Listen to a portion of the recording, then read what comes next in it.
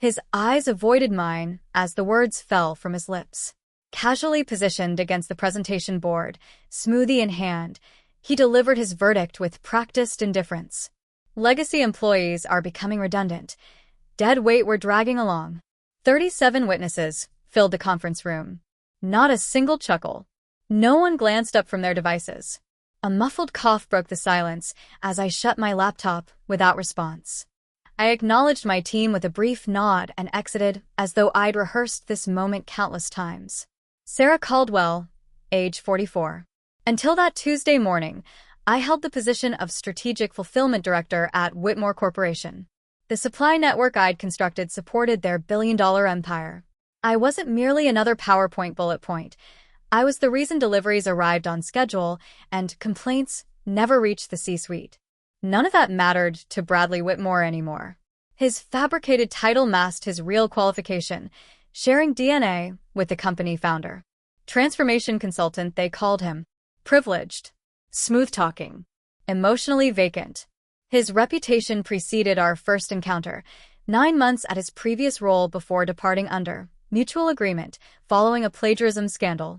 The archetypal executive who transformed failures into career advancement through creative storytelling.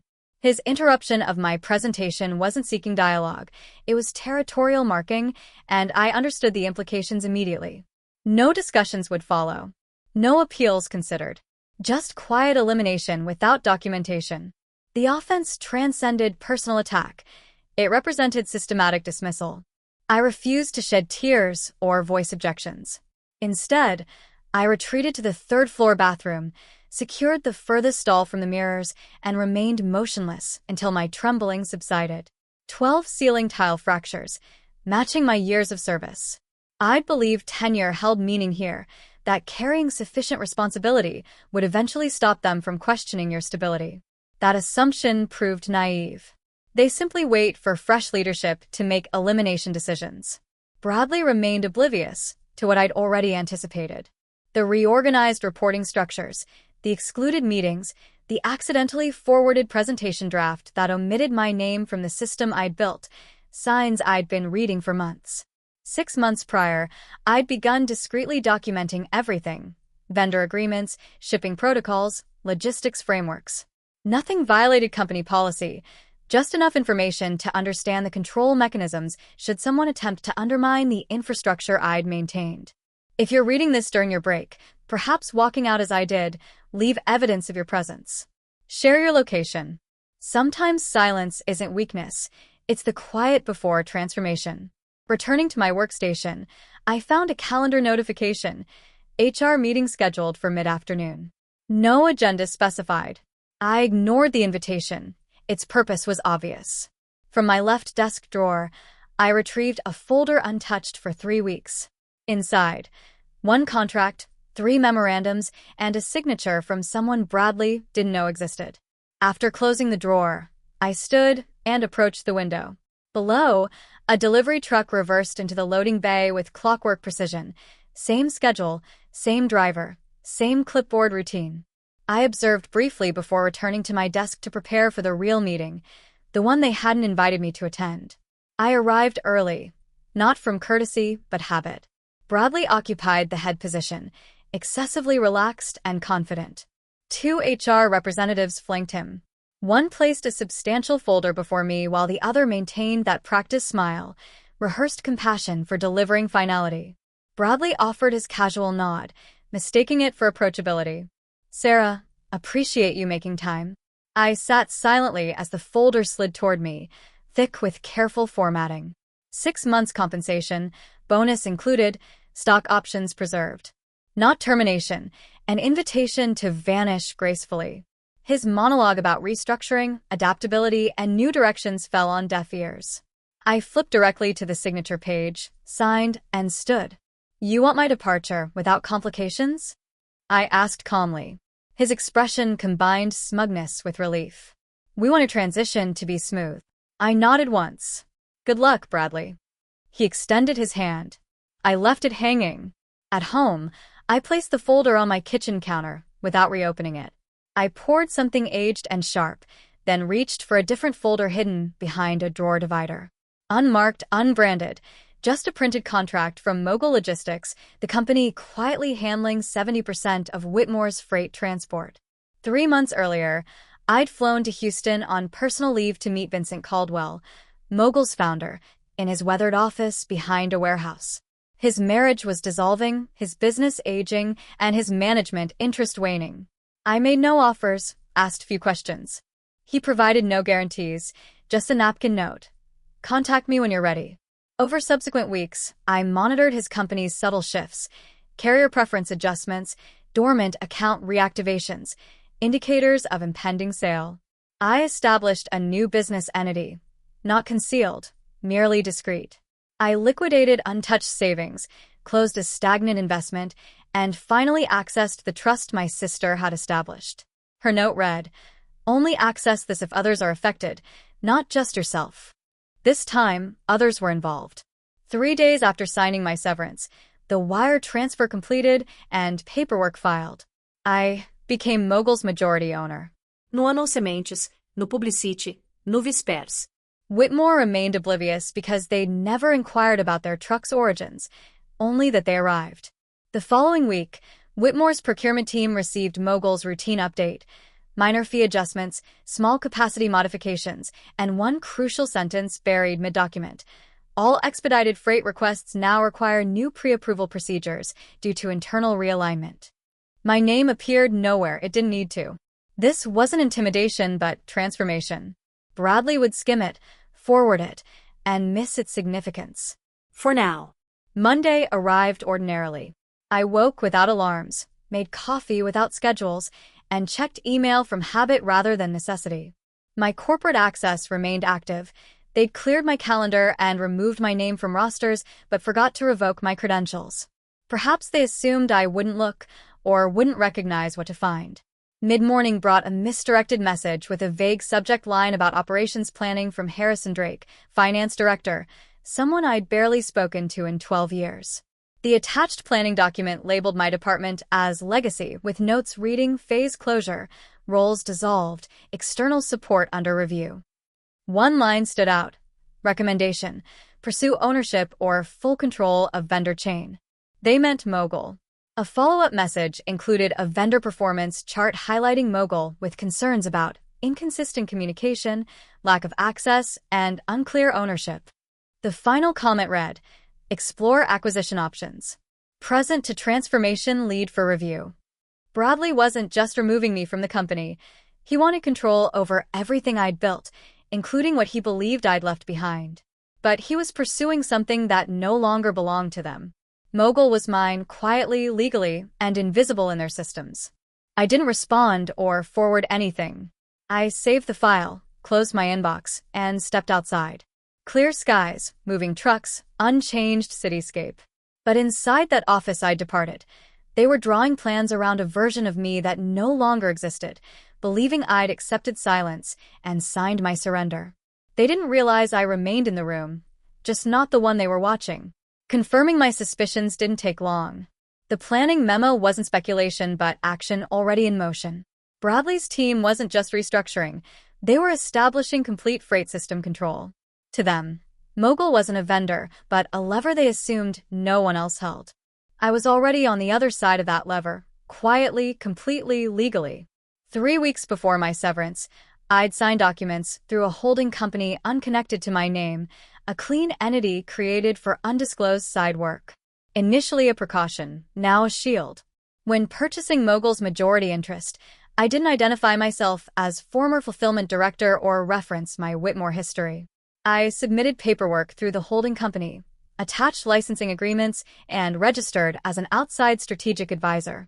It appeared ordinary. Small firm, low profile, standard consulting arrangement. Hidden in the documentation was one detail Bradley's team hadn't carefully read. The licensing clause tied intellectual property and decision authority to the advisory firm, not Mogul's board. Every operational process they were attempting to replicate, revise, or acquire had been rerouted through an unreachable company. My signature appeared on that line, invisible in contract summaries, absent from their procurement logs, but binding and final in the appendix. That morning, I visited a quiet business park outside the city. No signage, just a locked building with keycard access and a single loading dock. Inside, Mogul's operations director briefed me on current freight flow, stable volumes, optimized routes, everything normal except one detail. All Whitmore expedited requests had stalled. No response from their new contact, he reported. I nodded. They're restructuring. He smirked. I offered no further explanation. After the walkthrough, I reviewed the advisory contract in the back office, highlighting the strategic control section for reference, then locked it away. Outside, trucks continued moving without question. The transition was seamless because I'd written the process years ago, when I still believed systems would outlast those who misused them.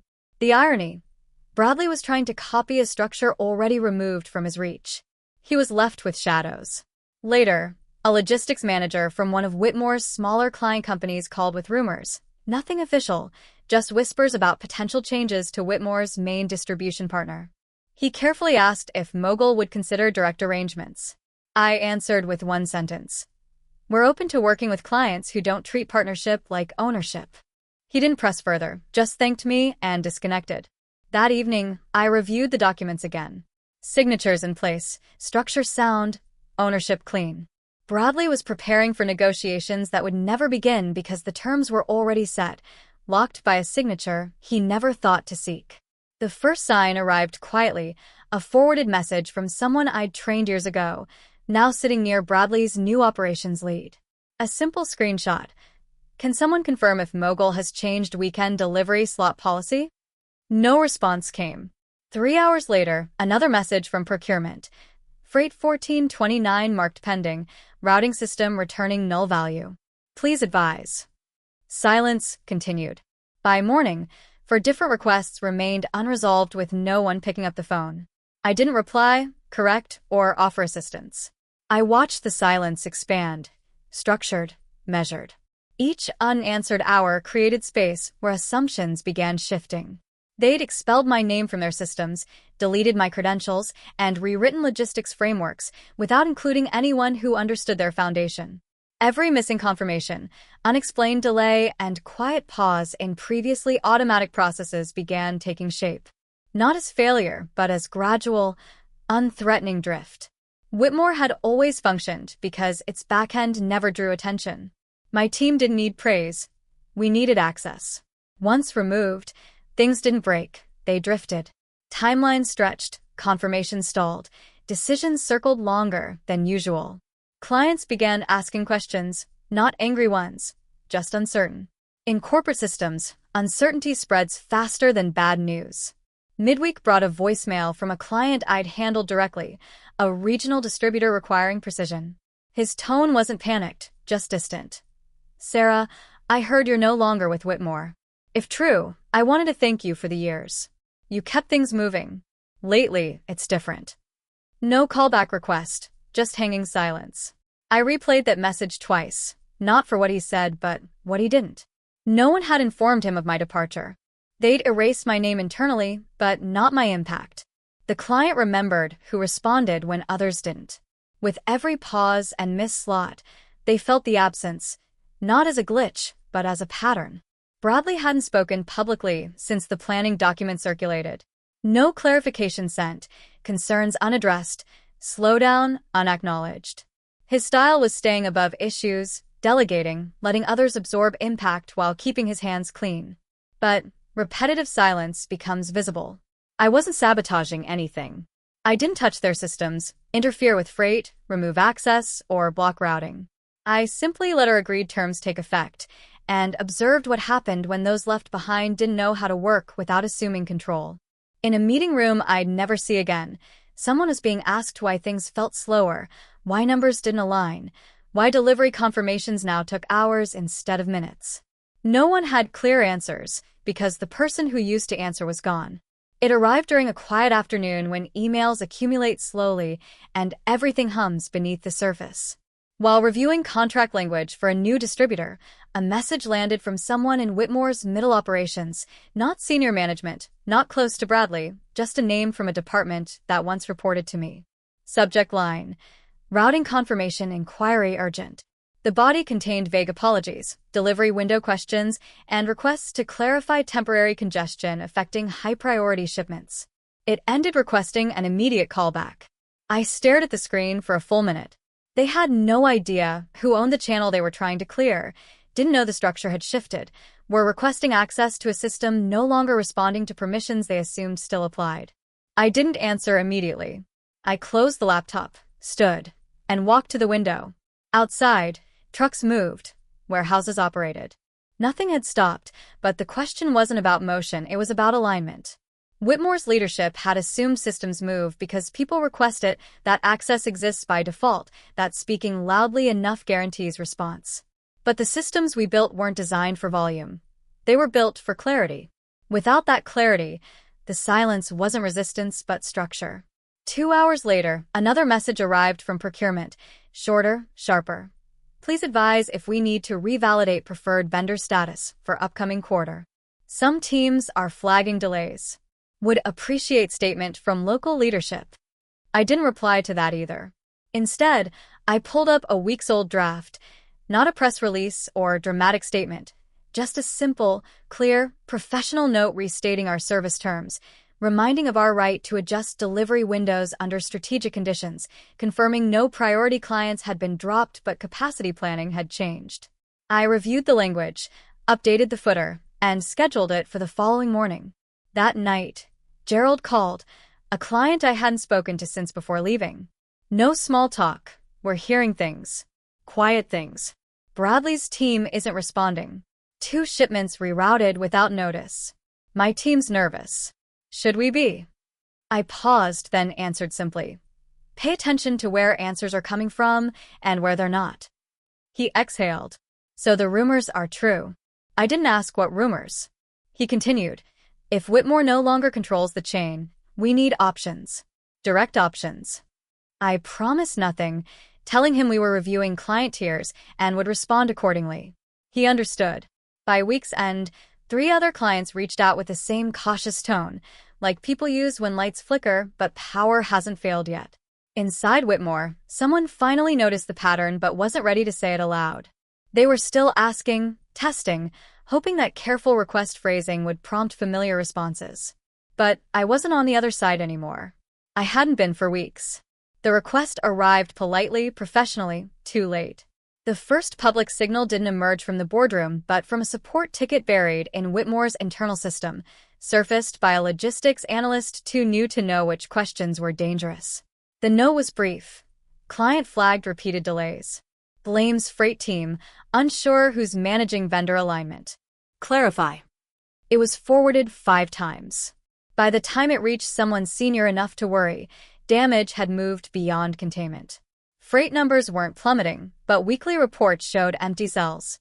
3 scheduled deliveries remained pending without explanation, and finance had quietly raised alarms about invoice timeline misalignment with shipping receipts. Nothing dramatic, nothing burning, but every system was now 1 step slower than before. From outside, it appeared stable, but anyone working close to operations could feel it, like walking through a room where temperature is slightly off and no one mentions it because they can't prove it. I wasn't monitoring dashboards. I lacked system access, but I didn't need access to see the shift. My inbox told a story. Clients who hadn't contacted me in years suddenly reached out, not to complain but to ask questions. Who's handling delivery timelines now? Is Mogul still operating under the same contract? Do we need to speak directly? They didn't need answers, just reasons to reevaluate. Whitmore had provided several. Midweek, a consultant forwarded me a slide from Bradley's internal presentation meant to calm internal nerves. Title: Supply Chain Realignment, Stabilization Phase. But the notes told a different story. Vague reassurances about process recalibration in progress and temporary scheduling inconsistencies. At the bottom in smaller text, external communication to be centralized. No direct responses without clearance. Language used when you don't know what's happening but want everyone to stop asking. I didn't respond, just saved the file quietly. Friday brought a formal inquiry from their legal department to Mogul's compliance contact, framed as routine vendor performance review requesting clarification on recent routing decisions and operational change timelines. I read it 3 times. They were establishing a paper trail, not to solve the problem, but to shift blame. They didn't know I'd already prepared that trail. Every mogul change in the last 30 days was documented, every adjustment aligned with original contracts, every delay traceable to client-side approvals. Documents were clean, filed, time-stamped. I drafted a response, simple, factual, professional. I didn't sign it. A compliance officer did. It went out the next morning without emotion, just protocol confirmation. That weekend, 2 clients withdrew from new Whitmore negotiations, not with fanfare, but quiet decisions. One moved forward with a direct mogul contract, the other paused indefinitely, citing timing concerns. Inside Whitmore, someone must have realized what was happening, but they were still moving slowly, avoiding the word disruption. They weren't losing shipments, they were losing confidence. In this business, confidence is harder to recover than freight. It didn't come by email with no calendar invite or subject line, just a call from an unfamiliar number and a name I hadn't heard in years. Robert Whitmore, the founder who'd stepped back but never really left. Bradley's father. He didn't introduce himself or ask how I was. Simply said, "I need 20 minutes. My office tomorrow morning." He left no space to decline, and I didn't. The building felt quieter when I arrived. Not empty, but heavy with the silence that settles when too many things are whispered behind closed doors. The receptionist didn't ask who I was, just picked up the phone, listened, and said, "You can go up." No elevator music, no hallway greetings, just footsteps and a sense that the floor I'd worked on no longer recognized me. His office remained unchanged, clean dark wood, one framed photograph of him shaking hands with someone I didn't recognize. He stood as I entered, offered no smile, just motioned to the chair across from him. "I don't need a story," he said. "I just need the truth." I waited. He leaned forward. "I trusted my son to lead through transition. That was my mistake. Now we have clients leaving, routes failing, no clear explanation, and I'm hearing your name more now than when you were on payroll." I maintained steady posture as he continued. "I don't care about titles. I care about control. Did you do this?" His voice wasn't angry but resigned. I paused, then answered plainly, "No, I didn't do anything to your company. I just stopped doing things for it." He studied me for a long time. "Bradley says you sabotaged vendor relationships, rerouted freight to pressure the board." I shook my head. I followed terms. The delays came from inside. I didn't pull wires, you just stopped seeing where they were connected. Honest silence filled the room. He sat back. "If I asked you to fix it, would you come back?" I looked out the window. The skyline hadn't changed, but I had. "No," I said, "because this isn't mine to fix anymore." He nodded slowly. "What do you want, Sarah?" "I want separation, clear and final. No rumors, no quiet corrections. I want Whitmore to step back from the partnership, and I want your son to stop using my name in rooms I'm no longer in." He didn't argue, just reached into a drawer, pulled out a folder, and handed it to me. "Drafted this last night. Transfer of vendor responsibility. Formal exit, no further claims. You get what you built, we keep what we failed to protect." I took the folder, flipped to the last page, and scanned the language. It was clean. "I'll have our legal team review," I said. He nodded. "You'll find they're ready to sign." As I stood to leave, he added, "You were never the problem, Sarah. You were the part we didn't understand. And people destroy what they don't understand." I didn't answer, just nodded once and walked out. By the time I reached the street, morning light had shifted. The building behind me looked the same, but inside something had ended, not with scandal or statements, but with a quiet agreement no one expected, and a meeting that never appeared on anyone's calendar. Papers were signed within 48 hours. No edits, no pushback, no last-minute calls. A single paragraph confirmed the exit. Whitmore Corporation had fully dissolved its relationship with Mogul Logistics. All rights, ties, and claims cleared. It didn't make news, it wasn't designed to. But in 3 major clients' inboxes, a quiet message appeared. All future deliveries would be handled directly. No middle chain, no confusion. I didn't mark the moment with celebration. No champagne, no speeches. I just filed the documents, closed the folder, and turned off my phone. It was over, not the story, just the chapter that no longer belonged to me. 3 days later, I walked into the new building. Nothing glamorous, a converted warehouse with clean walls and good light, populated by people who didn't ask where I used to work. I didn't need to explain my history, just finish the work. My old department team, what remained of it, had quietly sent resumes, respectfully one by one. I didn't promise anything, just sent them a question. What would you build if no one was trying to control it? Most answered similarly. I just want to build something that works and lasts. That was enough. We didn't make press releases or list titles. We just made decisions, reviewed old routes, built frameworks, called vendors directly. Every move built a structure they couldn't trace, not because it was hidden but because it didn't need to match their map anymore. Daily, more of what they thought they controlled quietly slipped away, not because I took it but because they never owned it to begin with. A month passed, then another. Mogul's numbers stabilized, new contracts replaced old ones. The system worked not because it was perfect but because it was built to function without needing a name at the top. I kept mine off the website. The last time I heard Bradley's name, it was secondhand from someone who'd been in the room when he tried to explain what went wrong. He blamed the market, timing, transitions, but no one blamed me because by then I wasn't part of the story anymore. I wasn't in their system, their slides, or even their version of events. That's how I knew I had won. Not by proving them wrong, but because they no longer had tools to rewrite what I had already finished.